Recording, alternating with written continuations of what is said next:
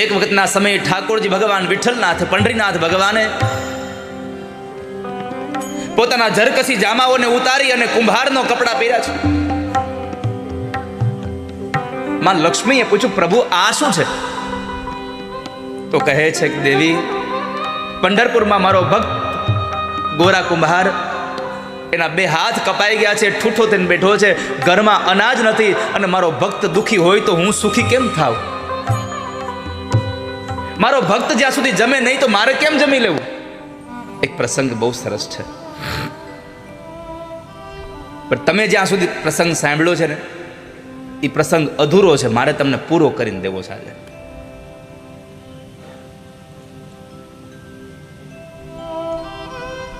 તમને બધાને આછી ખબર છે,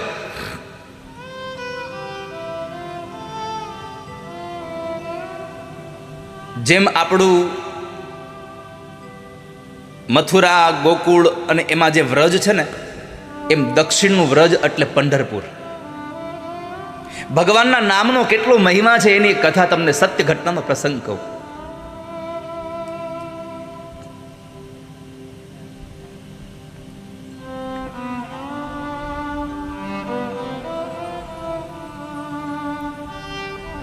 પંઢરપુરમાં ભગવાન પંઢરીનાથ બિરાજે, અને એ પંઢરપુરમાં એ દક્ષિણનું વ્રજ કહેવાય. એ વ્રજમાં ગોરા કુંભાર, બહુ દિવ્ય કથા છે ગોરા કુંભારની, પણ તમે બધા કેટલી જાણો છો કે માટી ખૂંદતા ખૂંદતા છોકરો પણ હારે ખૂંદાઈ ગયો તોય ખબર ન રહી, પછી ભગવાને એ છોકરાને સજીવન કર્યો. આટલી કથા તમને ખબર છે, પણ તમે જુઓ ભગવાનના નામમાં કેટલો માણસ રત છે, એની બહુ દિવ્ય કથા છે. પુનિત મહારાજે એના આખ્યાનોમાં લખ્યું છે,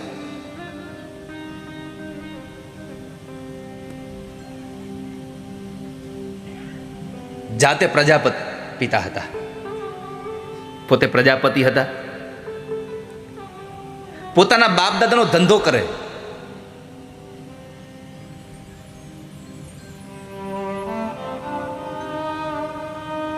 બાપ દાદાનો ધંધો કરે ને એ કોઈ દિવસ દુખી ન થાય. આ બહુ નરું સત્ય ભગવાન કૃષ્ણે ગીતાજીમાં કીધું છે, જે પોતપોતાના કર્મમાં રત રહે છે એ ક્યારેય પણ દુખી ન થતો, અવશ્ય એકના એક સમયે સિદ્ધિને પ્રાપ્ત કરે છે. જે પોતપોતાના કર્મમાં રત રહે છે, ભગવાન વિઠ્ઠલના અનન્ય ભક્ત છે.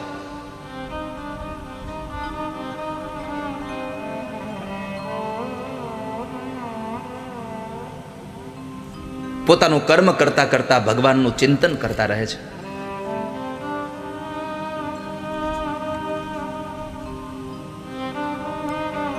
પત્ની પણ એટલા જ સારા છે, અને પત્ની સારા મળે ને એનો ભાવ સુધરે. બાકી તો કોઈ કે લખ્યું છે, જેની દાળ બગડે એનો દિવસ બગડે, જેનું અથાણું બગડે એનું વરસ બગડે, જેની પત્ની બગડે એનો ભાવ બગડે આખો.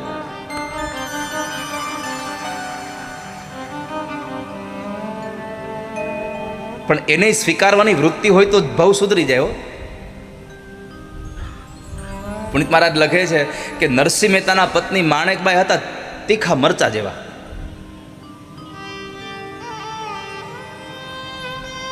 વાત વાતમાં વઢ્યા કરે એને.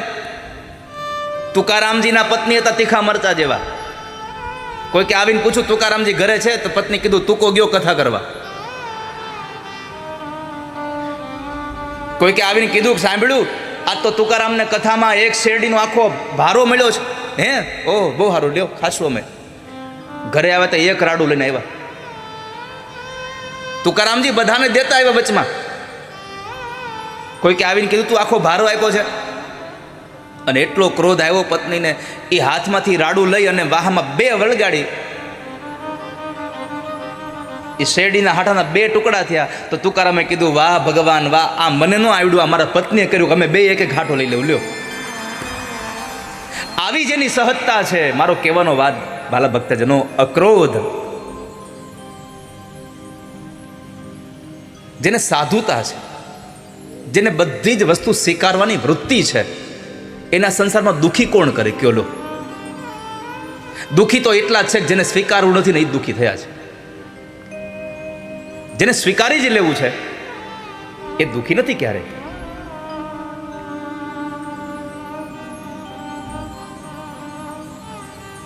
સંસારમાં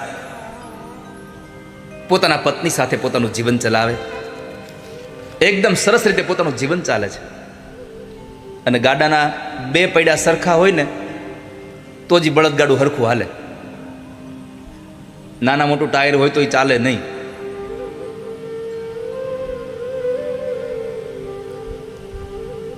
સંસારે સરસા રહી જીવે દંપતી પુનીત પ્રભુની પાસે પહોંચી જાય છે.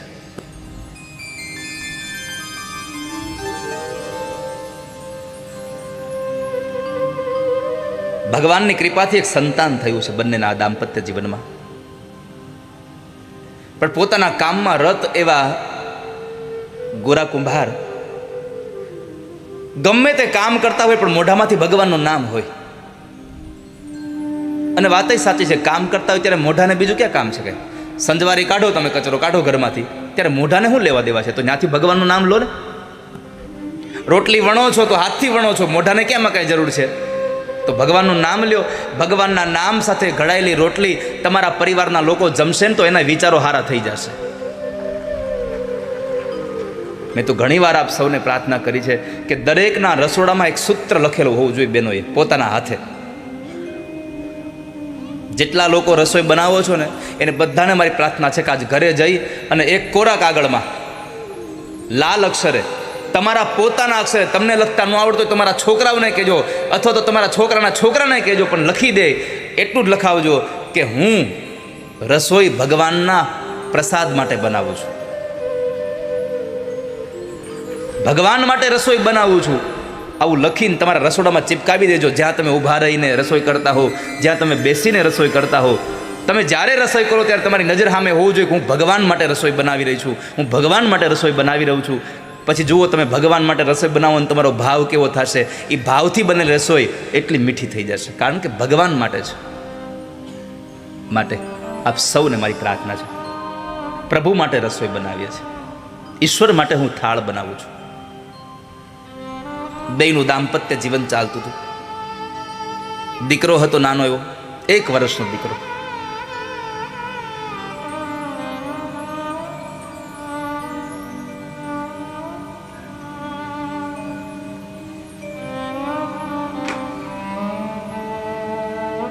ગોરા કુંભારના પત્નીને પાણી ભરવા જવું છે.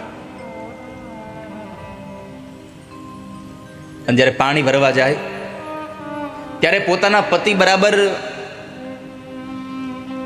માટી ખૂંદે છે. વૃક્ષની ડાળ સાથે બાંધેલી એક દોરીને પકડી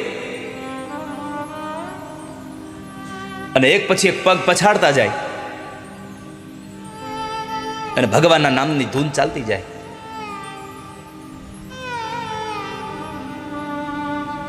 માજા વિઠ્ઠલ વિઠ્ઠલ વિઠ્ઠલા, માજા વિઠ્ઠલ પાંડુરંગા, માજા વિઠ્ઠલ વિઠ્ઠલ વિઠ્ઠલા,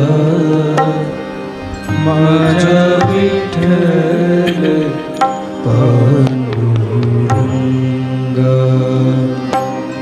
માજા વિઠ્ઠલ વિઠ્ઠલ વિઠ્ઠલા, માજા વિઠ્ઠલ પાંડુરંગા, માજા વિઠ્ઠલ વિઠ્ઠલ વિઠ્ઠલા, માજા વિઠ્ઠલ પાંડુરંગા, માજા વિઠ્ઠલ પાંડુરંગા.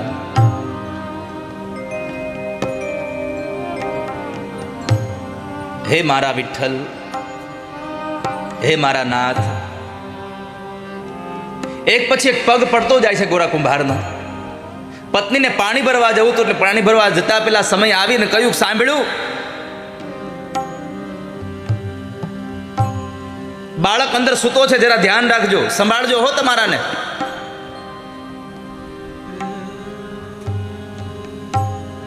આને તો સુરતા ભગવાન હારે લાગી ગઈ હતી.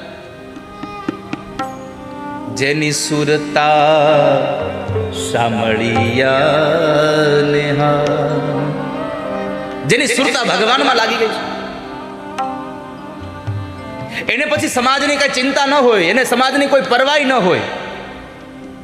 જો નરસૈયાએ સમાજની પરવાહ કરી હોત, મીરાએ સમાજની પરવાહ કરી હોત, આ ગોરા કુંભારે સમાજની પરવાહ કરી હોત, પરિવારની કઈ ચિંતા કરી હોત, તો કદાચ ઠાકોરજી કામ કરવા ન આવ્યા હોત.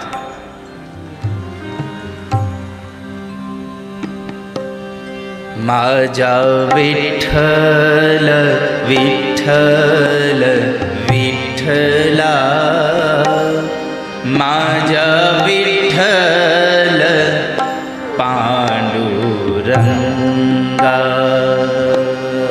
માજા વિઠ્ઠલ વિઠ્ઠલ વિઠ્ઠલા, માજા વિઠ્ઠલ પાંડુરંગા. પત્ની કઈ નીકળી ગયા, પણ પોતાનું ધૂનમાં ધ્યાન હતું એટલે ખાલી કીધું, એ હારું સારું કહીને સુરતા સાંધી, જાલી રસ્સી ઊંચે બાંધી. સુરતા લાગી ગઈ ભગવાનમાં, અને પછી ઊંડી સમાધિ લાગી ગઈ. આંખો બંધ છે, પોતાના કામ માટે પગ ચાલે છે, પણ એક વાત છે વાલા ભક્તજનો, મોઢામાંથી એક જ નામ નીકળે, વિઠ્ઠલ વિઠ્ઠલ વિઠ્ઠલ.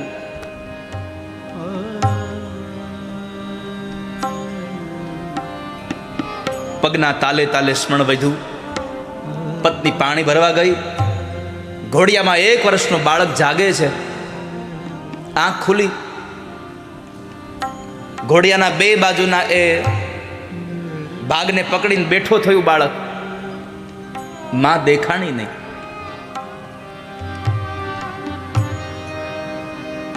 બાળક ધીમેકથી નીચે ઉતરી ગયું. ઘરમાં ચારેય બાજુ બાળક ગોતે છે.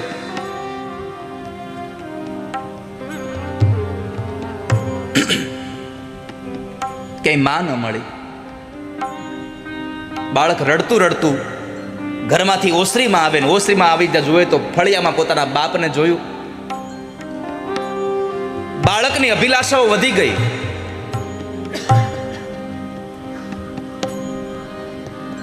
જ્યારે ગોરા ભગતને ખબર નથી કે મારો દીકરો જાગીને આવ્યો. બાપ દીકરા પાસે ન આવ્યો તો દીકરાએ બાપની પાસે જવાનો નિર્ણય કરી લીધો. આગળ વધે છે.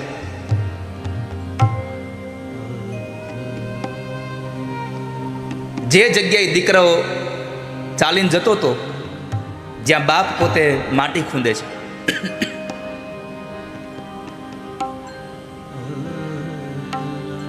પગના તાલ સાથે એક સાથે એક પછી એક તાલ સાથે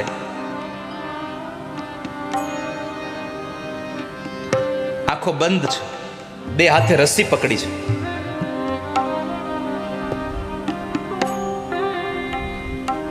તન્મયતા સાથે માજા વિઠ્ઠલ વિઠ્ઠલ વિઠ્ઠલા, માજા વિઠ્ઠલ પાંડુરંગા, માજા વિઠ્ઠલ વિઠ્ઠલ વિઠ્ઠલા, માજા વિઠ્ઠલ પાંડુરંગા. બાળક છેક સુધી પહોંચી ગયું બાપ પાસે. બાળકની કિકિયારીઓનો અવાજ એ ભગતના કાને ન પડ્યો, કારણ કે એ તો ભગવાનમાં લીન.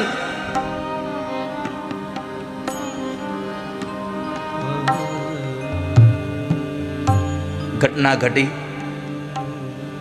કે બાળકે ત્યાંથી ઊભું રહેવાનું બંધ કરીને બાપ જે ગારું ખૂંદે છે એમાં ગોઠણિયાભર ગયો, પણ ગોરા કુંભારને ખબર ન રહી કે મારો દીકરો અહીંયા પહોંચ્યો છે. એક પછી એક પગ દીકરાના માથા પર પડ્યા અને દીકરાની માટી માટીમાં ભળી ગઈ. ખબર નથી ગોરા કુંભારને કે દીકરો અહીંયા ભળી ગયો, મરી ગયો. થોડી વાર થઈ અને પત્ની પાણી ભરીને આવે છે. ઓરડામાં જાય છે તો ઘોડિયામાં બાળક નથી. હેફતાઈ ગઈ, આ મારો છોકરો ક્યાં ગયું? ઘરમાં ગોતે છે કે ઘરમાં મળ્યું નહીં. આડોશી પાડોશીમાં જઈને એને બાજુમાં રહેલી બેનને પૂછ્યું છે કે એ ચંદ્રભાગા, તારી કૌશલ્યા મારા છોકરાને રમવા લઈ આવી છે? અરે ના રે બુન, મારી કૌશલ્યા તો હજી હમણાં જ જાગી છે. તારા છોકરાને એ નથી લઈ આવી હો. બીજા પાડોશીના ઘરે, ત્રીજા પાડોશીના ઘરે પૂછે છે મારા દીકરાને જોયો છે, તમે કોઈ લઈ આવ્યા છો અહીંયા? કોઈ હા નથી ભણતું. અને અતિશય પ્રેમ હોય ને એના માટે પણ તમને વિચારો ખરાબ જ મંડોય આવવા. દીકરો રમવા ગયો હોય, મારા ગુરુજી એક દ્રષ્ટાંત દે, ડોક્ટર અમૃતલાલ ભોગાયતાજી, કે જેને વધારે પ્રેમ હોય ને એના પ્રત્યે એને જરાક પણ આમ તેમ થાય ને તો એના પ્રત્યે આપણને સારા વિચારો ન આવે, આપણને ખરાબ વિચારોની સરવાણી ફૂટી જાય. દીકરો રમવા ગયો હોય, ક્રિકેટ રમવા, અને કહીને ગયો હોય કે માં હું 10 વાગે આવી જઈશ. એ 10 વાગે ન આવે, 10:30 ન આવે, 11 વાગે ન આવે ને એટલે માને એવા વિચાર ન આવે કે કદાચ મારો દીકરો મેચ જીત્યો હશે તો કદાચ એને ટ્રોફી મળતી હશે, એ લોકો બધા એન્જોય કરતા હશે, આવો વિચાર ન આવે. કંઈક મારા દીકરાને કંઈક થયું હશે એટલે નહીં આવ્યો હોય. અતિશય પ્રેમ વધે ને ત્યાં તમને શંકાઓ વધારે ઉદ્ભવ થવા માંડે.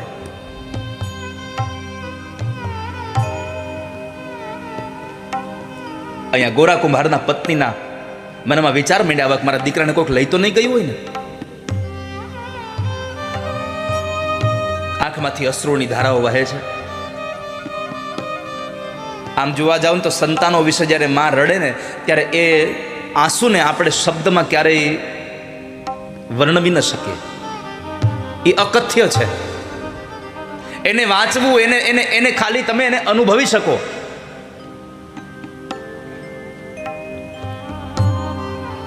આ સંસારની બધી જ વેદનાઓ માત્ર ને માત્ર તમે અનુભવી શકો છો. વેદનાને તમે ક્યારેય વાંચી ન શકો. આપણને કોઈ ગુમડું થયું હોય ને કોઈ પૂછે કે કેમ છે, તો કે દુખે છે. વધારે પૂછે કેવું, તો કે બહુ દુખે છે. પણ કેવું દુખે તમે કઈ ન હગો.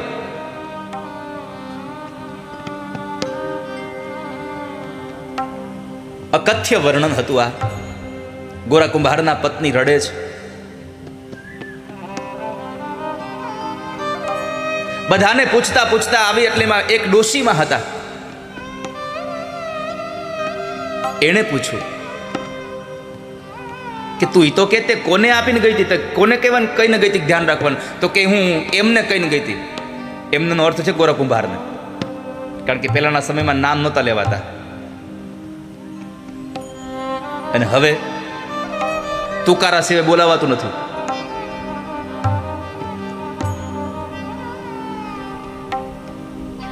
ખબર જ ન પડે આપણને આ પતિ પત્ની છે કે. મારી પ્રાર્થના છે આપ સૌને,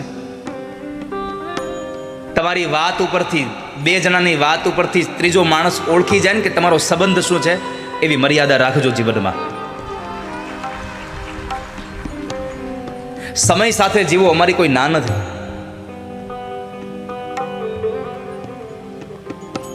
પણ ત્રીજો માણસ તમારા સંબંધને ઓળખી શકવામાં થાપ ખાઈ જાય એવી તો વાણી ન ઉચ્ચારો.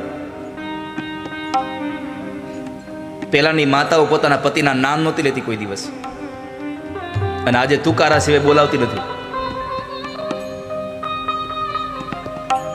મેં એમને કામ સોંપ્યું હતું,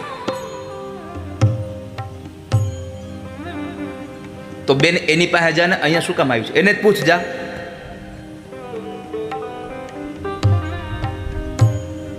એને પૂછતું. તો ગોરા કુંભારના પત્ની કીધું અત્યારે એને ન પૂછાયો. કેમ? તો કે ભગવાનની સેવામાં છે. જુઓ, જ્યારે આવી પત્ની મળે ને ત્યારે સંસાર તમને કોઈ દી બંધન ન બને.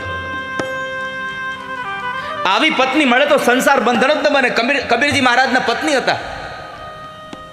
કોઈએ કબીરને પૂછ્યું કે કબીર, તમે ઘરમાં રહીને ભગવાનને ભજો છો? અમે તો સાંભળ્યું છે ભગવાનને મેળવવા હોય તો તમારે જંગલમાં જવું પડે, આ પત્ની, આ સંતાનો, આ બધું ન હાલે. કબીરજીએ કહ્યું કે ભાઈ, ઘરમાં રહીને ભગવાનને ભજી શકું છું એનું મૂળ કારણ એ છે કે મારી પત્ની મને અનુકૂળ છે. હું જે કામ કરું ને એમાં કોઈ દિવસ મારી પત્ની બાધક નથી બનતી. આ ગોરા કુંભારના પત્ની કીધું કે અત્યારે ન બોલાવે હોય માં એને. કેમ? અત્યારે ભગવાનના સ્મરણમાં છે, મારે એને અત્યારે વિક્ષેપ ન કરાય. હવે તમે કલ્પના કરો, આ ગોરા કુંભારના પત્ની હતા એટલે એને કહ્યું કે મારા પતિ અત્યારે ભગવાનના નામમાં છે એટલે મારે એને ન કાંઈ પૂછાય. બીજી હોય તો મૂકો તમારું આ ભગવાનનું નામ, આ છોકરો નથી જડતો, મારે એને ન પૂછાય.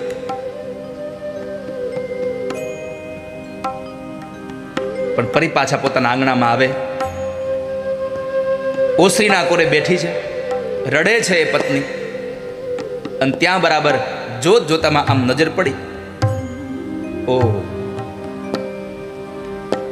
માટીના એ ગાળાના ખામણામાં દીકરાના નાના નાના હાડકાઓ જોયા છે.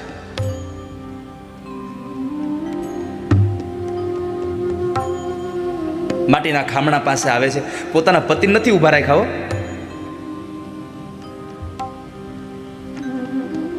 એક એક હાડકું લઈ અને ટોપલીમાં ભેગું કરે છે. ટોપલીમાં ભેગું તો કર્યું, પણ સૌથી વધારે જો એને કોઈને દોષ આપ્યો હોય ને તો ભગવાન વિઠ્ઠલનાથને આપ્યો છે. જેમ અહીંયા વડોદરામાં કોયલી ગામમાં મનસુખરામ માસ્તરના પત્ની ઉજમબાઈએ ભગવાનને કીધું, તું ઠાકોરજી તમે નહીં આવો ને તો મારા પતિની નોકરી જાહે એનો ડર નથી, પણ મારા પતિ જેને ભજે છે એને બાનાની પત જાહે. અહીંયા ગોરા કુંભારના પત્નીએ ભગવાનને કીધું છે.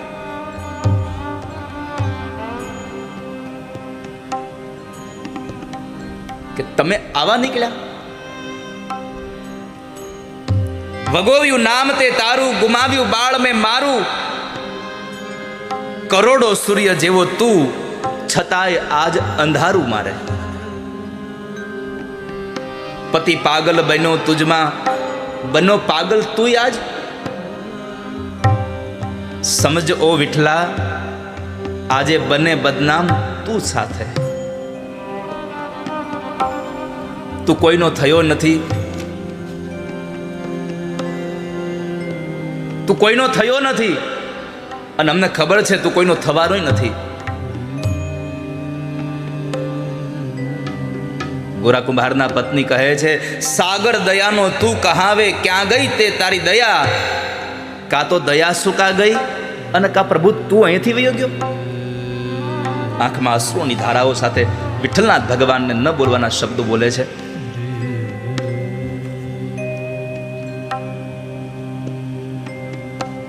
અહીંયા ગોરા કુંભાર હજી ભજનમાં છો. માજા વિઠ્ઠલ વિઠ્ઠલ વિઠ્ઠલા, માજા વિઠ્ઠલ પાંડુરંગા.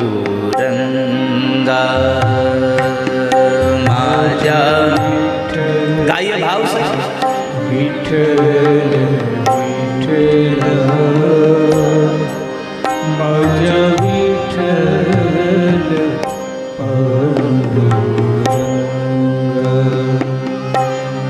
વિઠ્ઠલનો નાદ થતો રહે છે. આ બાજુ ગોરા કુંભારના પત્નીના જે શબ્દો હતા ને એનો ઘા વાગ્યો ભગવાનના હૃદયમાં, અને પરમાત્માથી સહન ન થયું. ભગવાન થયા તૈયાર, એક સાધુનું રૂપ લઈને ભગવાન આવ્યા છે. આ સંસારમાં સાધુના કપડાં પહેરી લેવા બહુ સરળ છે, પણ સાધુતા નિભાવી બહુ કઠિન છે.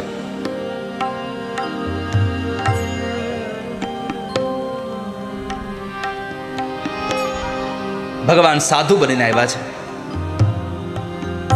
આવીને આંગણે ભિક્ષાની ટહેલ નાખી, ભિક્ષામ દેહી. ગોરા કુંભારના પત્ની દીકરાના હાડકાઓની ટોપલી લઈ રડતી હતી. સાધુને જોયા પોતાની આંખો લૂછી નાખી. બાપજીને પ્રાર્થના કરીને કીધું, બાપજી ક્ષમા કરજો, આજે હું મારા હાથે તમને કંઈ દાન નહીં આપી શકું, કારણ કે હું સ્ત્રી ધર્મમાં છું. એક કામ કરો, મારા રસોડામાં જઈને તમારે જેવી સામગ્રી બનાવી હોય તમારા હાથે બનાવીને તમે જમી લો.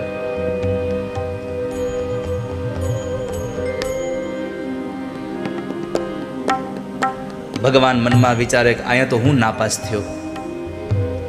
આ જગ્યાએ તમે વિચારો તો આ જગ્યાએ કોઈ બીજી સ્ત્રી હોત તો શું કહેત?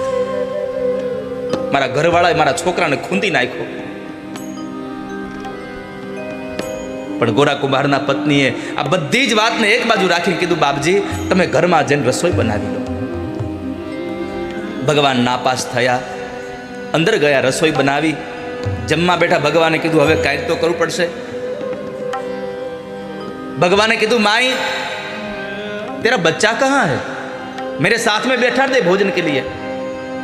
गोरा कुंभारना पत्नी कहे छे, बापजी ए तो रमवा गयो हशे के छोकरा वारे, एने आवता वार लागशे, तमे जमी लो. आप जमी लो, आप भोजन करी लो, एने नहीं आवे, ई तो रमतो रमतो क्यांय वयो गयो हशे. કેટલું કઠણ હશે આ. દીકરાના હાડકા સામે જોવા મળે છે, છતાં આંખમાંથી આંસુ બંધ કરી દેવું એક મા માટે સૌથી વિકટ સ્થિતિ છે.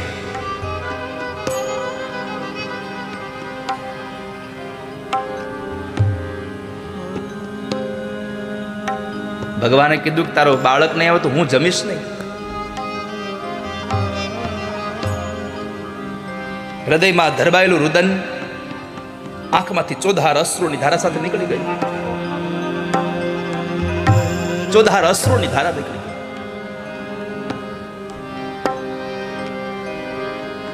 ભગવાન તો બધું જાણતા હતા, પણ છતાં પૂછું કે માં શું થયું છે, કેમ રડો છો? ગોરા કુંભારના પત્નીને પોતાના મોઢેથી નહોતું કેવું, છતાં પણ પ્રસંગને કહેવો પડે છે.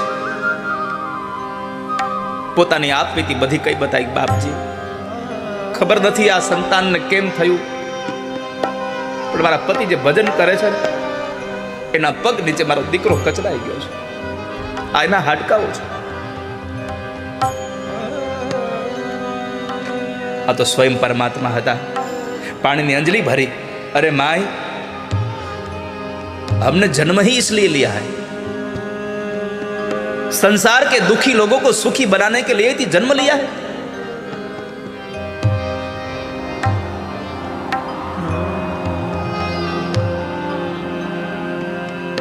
सरोवर तरोवर संत जन, चौथाई बरसे मेघ, परमारथ ने कारणे आ चारो दरिया दे.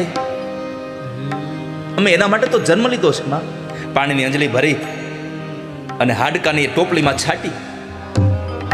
1 વર્ષનો બાળક ફૂલ જેવું રમે છે પાછું અંદર.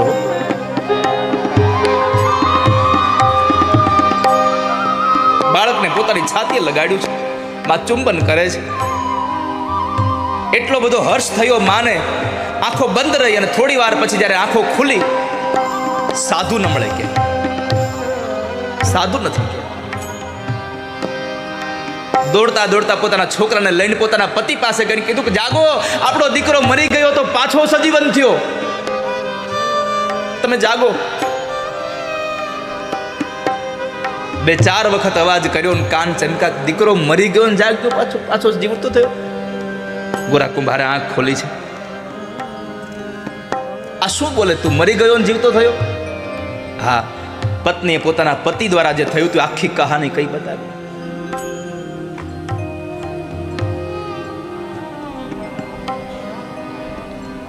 ગોરા કુંભારે હું પૂછ્યું ખબર છે? પત્ની કીધું ને મેં વિઠ્ઠલનાથને આવું બધું કહ્યું. ત્યારે ગોરા કુંભારે એના પત્નીને પૂછ્યું, તે મારા વિઠ્ઠલને તો કાંઈ નથી કીધું ને, તે મારા ભગવાનને તો કાંઈ નથી કીધું ને.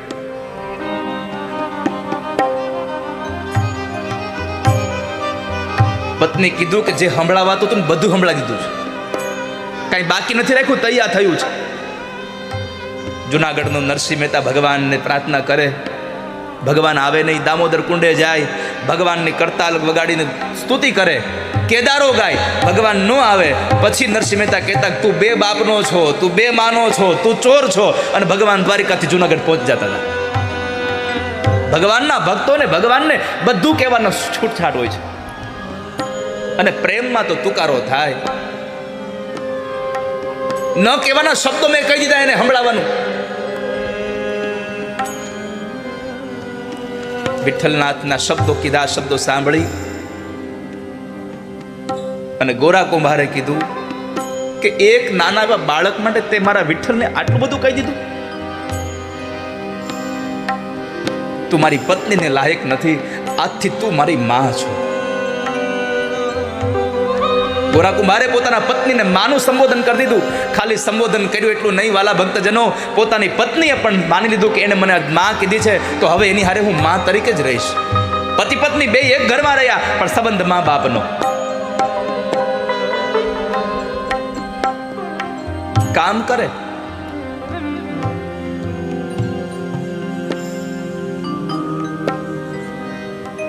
પણ રટણ તો એક જ હોય.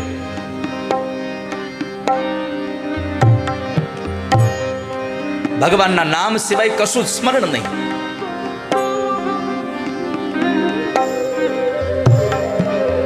સમય ઘણો વ્યતીત થઈ ગયો.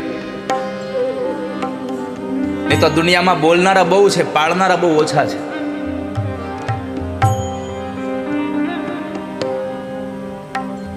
પણ દુનિયાનો એક સૂત્ર યાદ રાખજો, જે બોલે ને એ બહુ કરે નહીં, અને કરે એ કોઈ દી બહુ ઓછું બોલે. એક પત્નીને એના પતિ હારે જરા ડખો થાય ને, ઘર હોય ને ઝઘડો થાય, અને પતિ પત્નીમાં જ્યાં સુધી ક્લેશ ન થાય ને ત્યાં સુધી પ્રેમ બરાબર જામે નહીં. મીઠો ઝઘડો થયા જ કરે.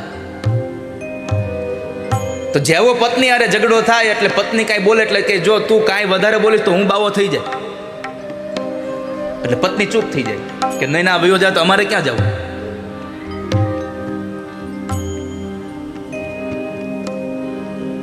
આવું ઘણા જ વર્ષો સુધી ચાલ્યું. એક જ વાત, હું બાવો થઈ જાય.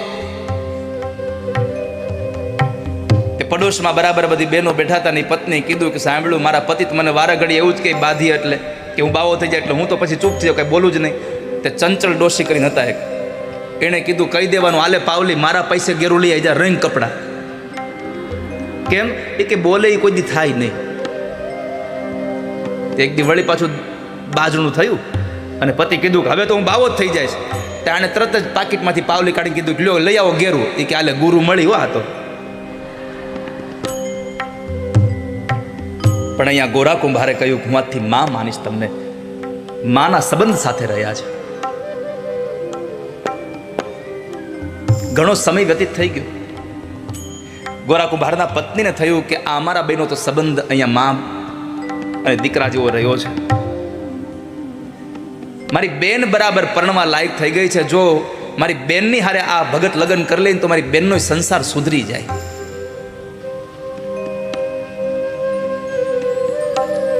મારી બેનનો સંસાર સુધરે એટલે એણે પોતાના બાને વાત કરી. એટલે એણે કીધું કે હા, ભગત જેવો પતિ મળતો હોય તો આપણે દેવી જ છે. અને ભગતને કીધું, ભગતે કાંઈ ના પાડી નહીં. પરણવા ગયા, લગ્ન વિધિ થઈ, વિદાયનો સમય આવ્યો એટલે સાસુમાએ કીધું કે જેમ મોટી દીકરીને રાખી એમ નાનીને રાખજો.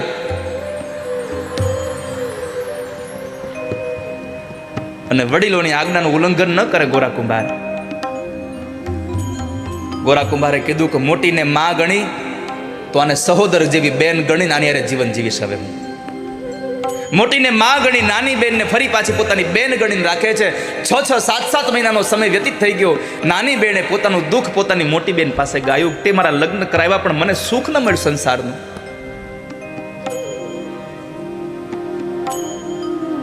મોટી બેને યુક્તિ કરી, નાની બેનને 16 શણગાર સજાવી અને ગોરા કુંભારનો જે શયન કક્ષ હતો, જે ખંડ હતો, એમાં રાત્રિના સમયે સુવા માટે મોકલી દીધી. ગોરા કુંભાર સૂતા છે, બાજુમાં 16 શણગાર સજીને એની જે પત્ની છે, એની નાની બેન સૂતી છે, જેની હારે લગ્ન કર્યા બીજા. અને ઊંઘમાં બરાબર પડખું ફર્યા અને એનો હાથ એ સ્ત્રીને સ્પર્શ થયો. એકદમ જાગી ગયા. જાગી તો ગયા, પણ પોતાના હાથ સામું જોયું અને ગોરા કુંભાર એટલું બોલ્યા છે કે વસે છે ઘરમાં હી શત્રુ અને સંતાપ આપે છે. વસે છે ઘરમાં હી શત્રુ અને સંતાપ આપે છે. કહેવાય છે મારા છતાંય મને થાપ આપે છે. આ હાથ એને મને થાપ આપ્યો, એને પાપ કરાયું.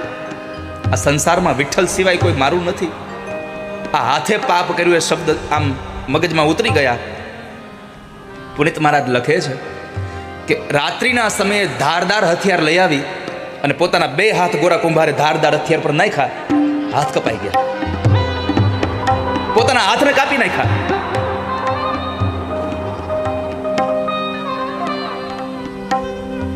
નવી આવેલી પત્ની જોઈ ગઈ, તરત પોતાની મોટી બેનને જગાડ્યા, જલ્દી કરો, આ બહુ ખોટું થઈ ગયું છે.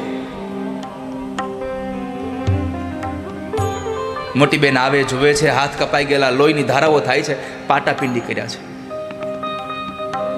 પોતાની નાની બેનને કીધું, બેન સાચું કહું, હવે આને છંછેડવા જેવો નથી. હવે છંછેડશો તો પ્રાણ આપી દેશે.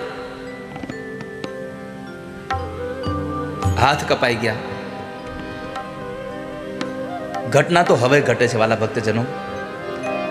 હાથ વગર પોતાના કોણ એ હવે માટલાઓને ઘડે? બાપ દાદાનો ધંધો ઠપ થઈ ગયો. બે હાથના કાંડા કપાઈ ગયેલા. બે હાથના એ ઠૂઠા હાથ ઉપર પાટાઓ બાંધી ઘરના ઓટલે બેસી. આ દુનિયામાં જે ભગવાનના ભક્ત હોય ને એને કોઈ ચિંતા ન હોય. ઘરના ઓટલે બેસી અને એક જ વાત, માજા વિઠ્ઠલ વિઠ્ઠલ વિઠ્ઠલા, માજા વિઠ્ઠલ પાંડુરંગા, માજા વિઠ્ઠલ વિઠ્ઠલ વિઠ્ઠલા, માજા વિઠ્ઠલ પાંડુરંગા. માજા વિઠ્ઠલ વિઠ્ઠલ વિઠ્ઠલા, માજા વિઠ્ઠલ પાંડુરંગા, માજા વિઠ્ઠલ વિઠ્ઠલ વિઠ્ઠલા, માજા વિઠ્ઠલ પાંડુરંગા. ત્યારે ભગવાનનું ભજન કરતા હતા. હવે તો ઘરમાં એક મુઠ્ઠી અનાજ નથી. શું કરીએ? પણ ભગવાન હારે સુરતા બંધાઈ ગઈ. એક વખતના સમયે ઠાકોરજી ભગવાન વિઠ્ઠલનાથ પંડરીનાથ ભગવાને પોતાના ઝરકસી જામાઓને ઉતારી અને કુંભારનો કપડા પહેર્યા છે. માં લક્ષ્મીએ પૂછ્યું, પ્રભુ આ શું છે? તો કહે છે કે દેવી, પંઢરપુરમાં મારો ભક્ત ગોરા કુંભાર, એના બે હાથ કપાઈ ગયા છે, ઠૂઠો થઈને બેઠો છે, ઘરમાં અનાજ નથી, અને મારો ભક્ત દુખી હોય તો હું સુખી કેમ થાવ? મારો ભક્ત જ્યાં સુધી જમે નહીં તો મારે કેમ જમી લેવું? ભગવાન કહે છે, મારા ભક્તના દુઃખમાં હું દુઃખી થાઉં છું અને મારા ભક્તના સુખમાં હું સુખી થાઉં છું.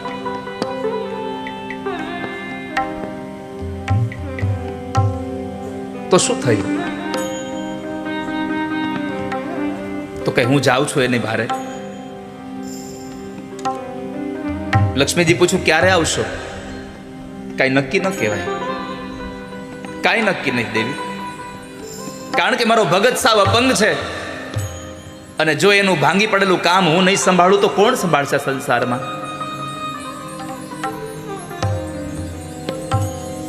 લક્ષ્મીજી કહે, તો તમારા વગર હું અહીં એકલી શું કરીશ? ભગવાન કે આવું હોય તો પંચરંગી હાડી કાઢો અને કુંભારણના કપડા પહેરો. આ પંચરંગી ન્યા નહીં હાલે. કાઢવા કપડા. ભગવાને કુંભારના કપડા પહેર્યા લક્ષ્મીજીને કુંભારણના કપડાં પહેરાવ્યા અને પોતે જે ગરુડ ઉપર બેસતા હતા ને એ ગરુડને ગધેડો બનાવ્યો.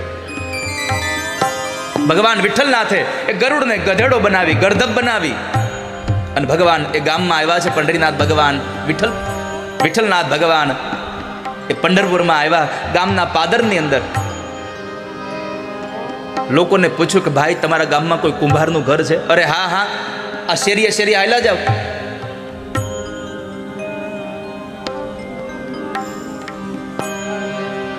એટલે અમારા ગામના ગોરા કુંભારનું ઘર આવશે. પણ ગોરા કુંભારનું ઘર છે એની ખબર કેમ પડે? કોણ ગોરા કુંભાર? તો કહે છે કે જેના હાથ કપાઈ ગયેલા, જેના ઠૂઠા હાથ છે એ ગોરા કુંભાર છે. જાઓ તમે. ભગવાન તો લક્ષ્મીજીને સાથે લઈને આવ્યા છે. આવીને ઓટલા ઉપર બેઠા બેઠા જે ભગવાનનું ભજન કરે, જેનું ભગવાનમાં ધ્યાન હતું એનું ધ્યાન ભંગ કરી અને ભગવાન પોતે કુંભારના રૂપમાં ગોરા કુંભારને કહે છે, જય વિઠ્ઠલ ભાઈ, જય વિઠ્ઠલ. એ ભગત. આમ જુઓ ને તો ગામના કુંભારને લોકો ભગત કહીને બોલાવે. ભગત જય વિઠ્ઠલ. આંખ ખોલી ભાઈ, જય વિઠ્ઠલ, જય વિઠ્ઠલ. ક્યાં રહેવું બાપલા? ભગવાન કહે છે, અમારે તો ક્યાંય રહેવાનું ઠેકાણું નથી. અમે તો ચાલતા ચાલતા તમારી પાસે આવ્યા છીએ. અમારામાં દુષ્કાળ પડ્યો છે પ્રદેશમાં, ધંધા પાણી કાંઈ છે નહીં, ખાવા પીવાનું કાંઈ મળતું નથી. અમે તમારી પાસે આવ્યા છીએ, તમે નોકરી રાખી લો ને. અમે તમારી ત્યાં નોકરી કરવા આવ્યા છીએ, રાખશો અમને? ગોરા કુંભાર કહે છે, ભાઈ બાપલા, મારા ઘરમાં અનાજ નથી, હું શું તમને નોકરી રાખું? મારે તો હાથે નથી, હું તો કામ જ કરી. અરે અમારે પગાર બગાર ન જોઈતો, અમારે કંઈ. અમે તો તમારા ઘરનું કામ કરશું, માટી લઈ આવશું, માટલા બનાવશું, એ માટલાને વેચી દેશું અને એમાં અમને ખાલી બસ રહેવા માટે આપો અને જેટલું પેટમાં જાય એટલું ભોજન આપો. અમારે બીજો પગાર ન જોતો કાંઈ. ઓહો હો હો, ખાલી પેટનું જ જોઈએ છે. તો રહ્યો ને બાપલા, આ તમારું જ છે. એક પડાળવાળું ઘર હતું, એમાં એને ઉતારો આપી દો, લ્યો જાવ રહ્યો. અને બીજા દિવસે ઠાકોરજીએ કામ ચાલુ કર્યું. 5 દિવસમાં આખો નિંભાણો ભરી દીધો. હવે ઠાકોરજી માટલા ઘડે તેને વાર શું લાગે? શું વાર લાગે? આખો નિંભાણો ભર્યો અને એવા માટલા બનાવ્યા, મેળી ઉપરથી મૂકો તોય ફૂટે નહીં. કારણ કે આ તો ભગવાનનું બનાવેલું માટલું હતું, એ થોડું કાંઈ જેવું તેવું કાચું હોય. આ તો પાકું માટલું. ગામમાં લોકોમાં વાત પ્રસરી ગઈ કે ગોરા ભગતની ઘરે કોઈ કુંભાર આવ્યા છે અને માટલા બનાવે છે, વર્ષો સુધી તૂટતા નથી. અને લોકો એની માટે લાઈન થઈ હો.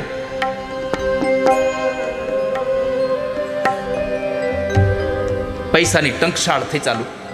જેના ઘરમાં લક્ષ્મીજી કામ કરીને પૈસા ન હોય એવું બને. ગોરા ભગતને આનંદ થઈ ગયો. એમાં બરાબર ગોરા ભગતના ગુરુ નામદેવ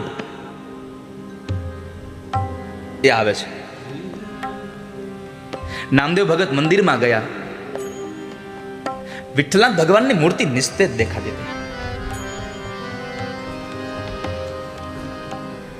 ધ્યાન ધરીને જોયું, પ્રભુ ક્યાં ગયા? ઓહો, તે તો ખબર પડી કે પ્રભુ તો અહીંયા ગયા છે. નામદેવ ભગત ગોરા કુંભારના ઘરે આવે છે. આવીને પૂછ્યું કે ભગત, તારા ઘરે જે કામ કરે છે ક્યાં છે? અરે બાપજી, તો સવારમાં માટી ખોદવા માટે ગયા છે. તો ગોરા, તું એને ઓળખે છે? અરે બાપજી, મારા ઘરે કામ કરવા આવ્યા, એના પ્રદેશમાં દુષ્કાળ પડ્યો એટલે મારા ઘરે કામ કરવા આવ્યા. એ માટી ખોદે, માટલા બનાવે, પૈસા આવે, એમાં એ થોડુંક જમે, થોડુંક અમે જમીએ છીએ. બીજું એને કયું ઓળખતો નથી કાંઈ. હું વખાના માર્યા મારા ઘરે આવ્યા છે. તો નામદેવ મહારાજ કહે છે, ગોરા, તમને ખબર નથી, એ બીજો કોઈ નથી, આપણો વિઠ્ઠલનાથ ભગવાન છે પોતે. તારા ઘરે કામ કરવા આવ્યા છે. ભગવાન આવ્યા છે. આ શબ્દો સાંભળ્યા, ગોરા કુંભારની આંખમાંથી અશ્રુની ધારા વહી ગઈ. મેં મારા ભગવાન પાસે માટી ખોદાવડાવી, મેં એની પાસે માટલા બનાવડાવ્યા. દોડતા દોડતા નીકળ્યા છે. જે જગ્યાએ માટી ખોદવા જતા હતા ત્યાં આગળ ગયા, પણ ત્યાં કોઈને મળ્યું નહીં. અને ત્યાંથી નીકળી અને સીધા ભગવાન પંઢરીનાથ ભગવાનના, વિઠ્ઠલનાથ ભગવાનના મંદિરમાં ગયા અને કીધું કે જે ભગવાને મારા માટે આની પાસે કામ કરાવ્યું, હવે આ શરીર માટે જેની પાસે કામ કરાવ્યું, શરીરને રાખવાની જરૂર નથી. હવે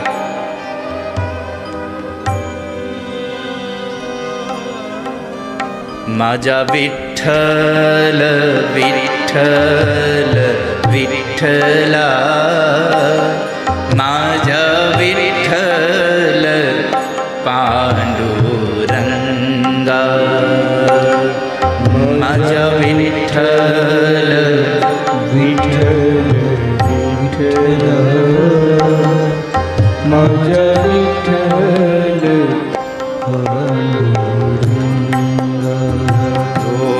માજા વિઠ્ઠલ વિઠ્ઠલ વિઠ્ઠલા, માજા વિઠ્ઠલ પાંડુરંગા, માજા વિઠ્ઠલ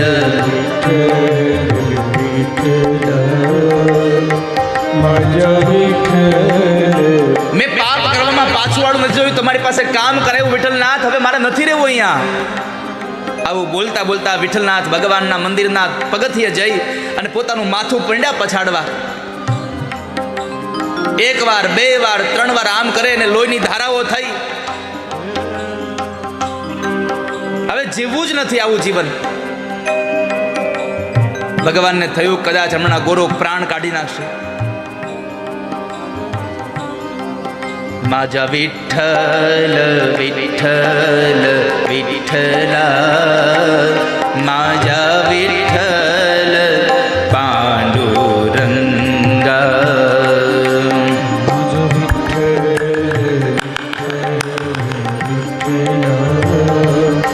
માજા વિઠ્ઠલ માજા વિઠ્ઠલ વિઠ્ઠલ વિઠ્ઠલા, માજા વિઠ્ઠલ પાંડુરંગા, માજા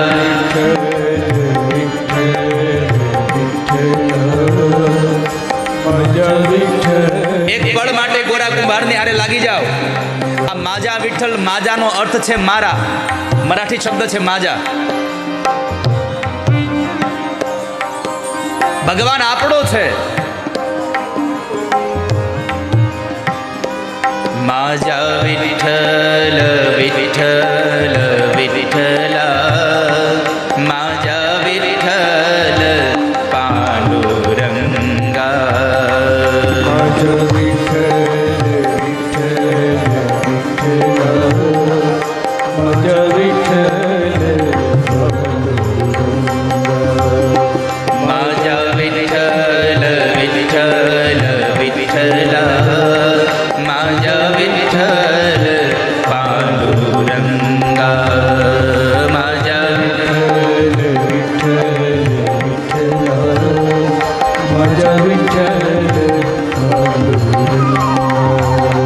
કેટલા લોકોને મારો અવાજ સંભળાય છે? જેટલા લોકોને મારો અવાજ સંભળાતો હોય હાથ ઊંચો કરો.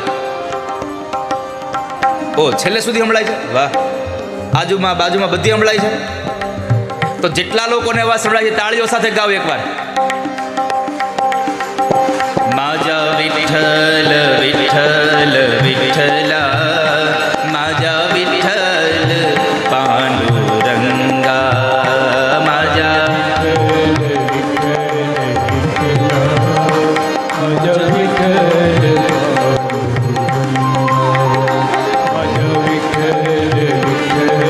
વિઠ્ઠલ માજા વિઠ્ઠલ.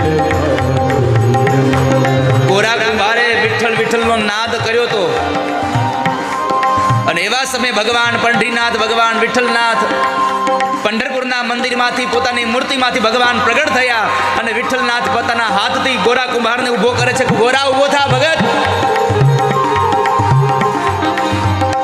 માજા વિઠ્ઠલ વિઠ્ઠલ વિઠ્ઠલા, માજા વિઠ્ઠલ પાંડુરંગા, માજા વિઠ્ઠલ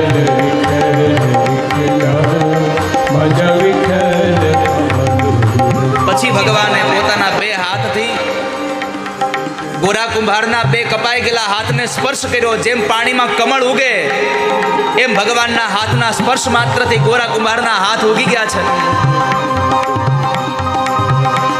અને એવા સમય પરમાત્માએ કીધું કે ગોરા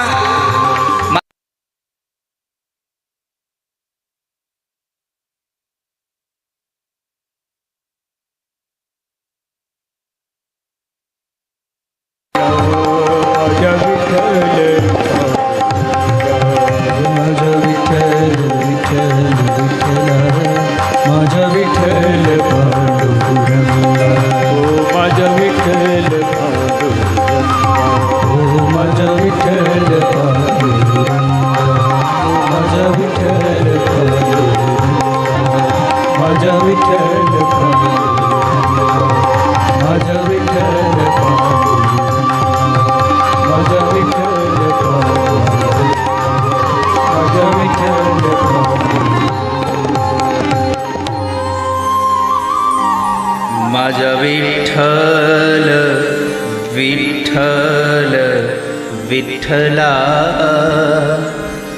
माझा विठ्ठल पांडुरंगा माझा વિઠ્ઠલ વિઠ્ઠલ વિઠ્ઠલા મજ વિઠ્ઠલ બોલ पंढरपूर